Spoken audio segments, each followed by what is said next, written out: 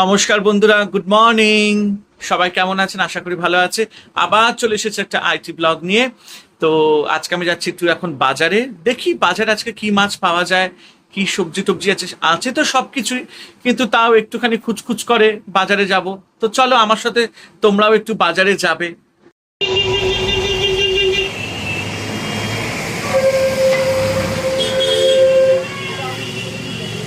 এসব নিয়ে একসাথে রাখো না, আমি আসছি তো। আর চিকেনও কান আসবেন আগেবার আঙুল বললাম তো আয় তাও শুনিবি নাকি খানা ছিল, আমি চিনি রাখতে তো না বারা পাল্টা এখান থেকে অনেক করতে আছে বাচ্চা থেকে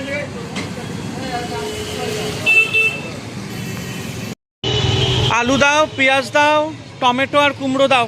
আজকে এগুলোই নেব।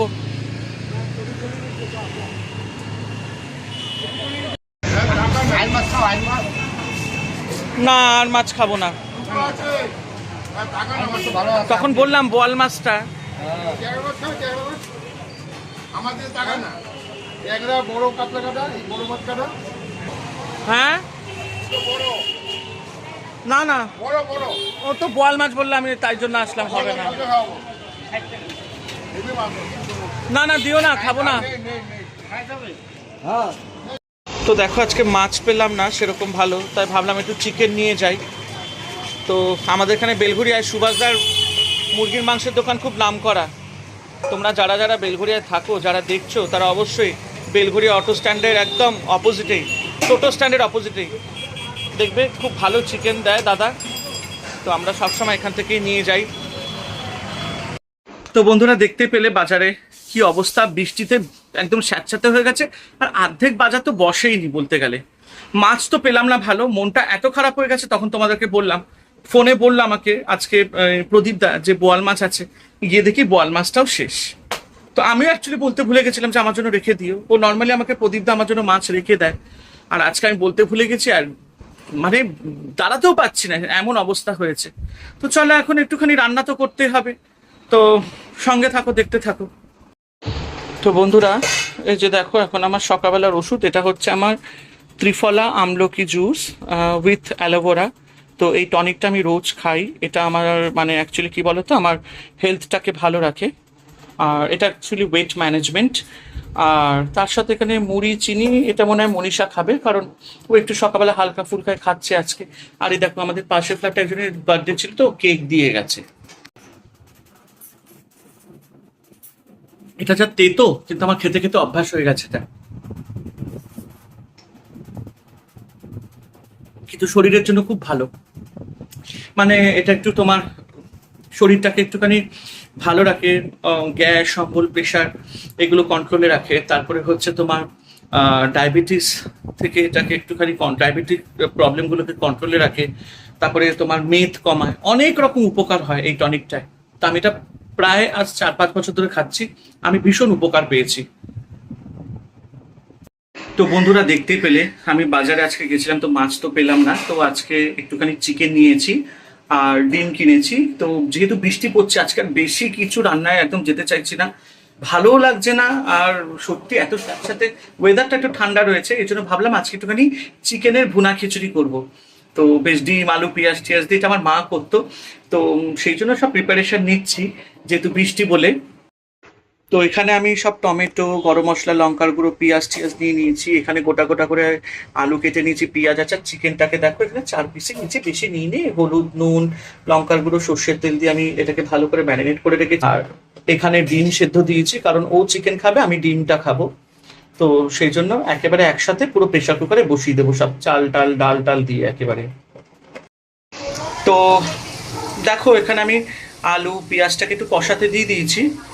তো একটু কষাতে তো হবেই। আর মাংস ম্যারিনেট করাই ছিল। তো সম্পূর্ণ এই খিচুড়িটা আমাদের দইতে রান্না হবে, আর আমার জন্য ডিম দেওয়া আছে। তো মনীষা মাংস খাবে, আমি শুধু ডিম আর আলু খাবো, এই হচ্ছে ব্যাপার। মাংস তো কষে গেছে। আর দেখো এখানে যে মাংসের মশলার জলটা ছিল ওটা দিয়ে দিলাম। এটা একটু গরম হলেই তারপরে চালটা দিয়ে দেবো। তো দেখো বন্ধুরা, জলটা ফুটে এসছে। জল বলতে মানে চিকেনে যে মশলার যে জলগুলো থাকে, চিকেনের জল তো বেরোয়, ওই জলটা ফুটে এসছে। আর এই চালটা দিয়ে দিলাম। ঠিক আছে। আর এটা সম্পূর্ণ এই দই আর এই চিকেনের কষার যে জলটা যেটা ফুটে এসছে এইটা দিয়েই রান্না হবে এই খিচুড়িটা, দেখতে পাচ্ছ। আর এর মধ্যে এখন পুরো দই যাবে। আর এই দেখো ঘরে জমা দই, আর এখান থেকে আমি অনেকটাই দই দেবো, এটা সম্পূর্ণ দইতেই হবে।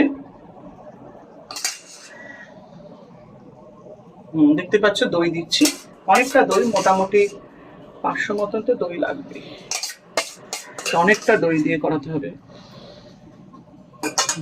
অনেকটা দই দিয়ে করাতে হবে।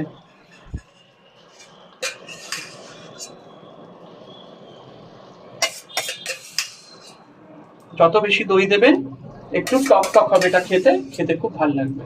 হ্যাঁ,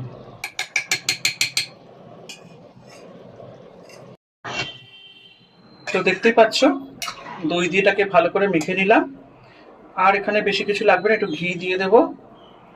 এটা আমাদের একদম কি বলবো, মানে আমার মা যেহেতু অসমিয়া ছিলেন, তো আমার মায়ের মামার বাড়িতে আসামে এই রান্নাটা খুব হতো, ওই দিদার বাড়িতে খুব করে দেশি ঘি দই এইসব দিয়ে এই খিচুড়িটা রান্না করা হয়। একদিন বাড়িতে অবশ্যই এবার নিয়ে এটাকে আমরা প্রেশার কুকারে দিয়ে দেবো, 1 সিটিতে এটা রান্না হবে। তো চলুন আবার পরে দেখা হচ্ছে রান্নার পর। তো দেখতেই পাচ্ছ এদিকে তো প্রেশার কুকারে চাপিয়ে দিয়েছি, আর তোমাদের বৌমনি এদিকে বাসনগুলো মেজে নিচ্ছে। রান্না তো হয়ে গেছে।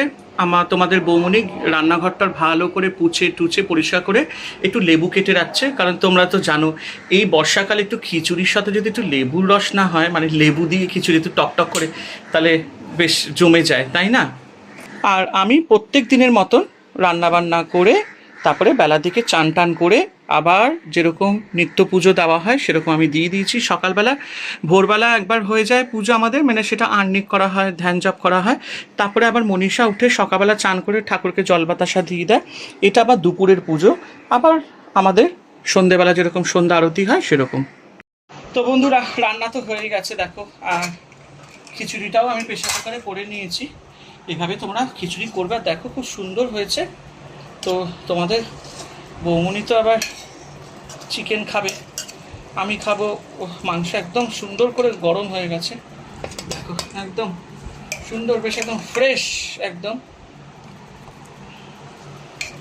আলু একটা, আমি তো ডিম খাবো, আমি ডিম দেওয়া হয়েছে।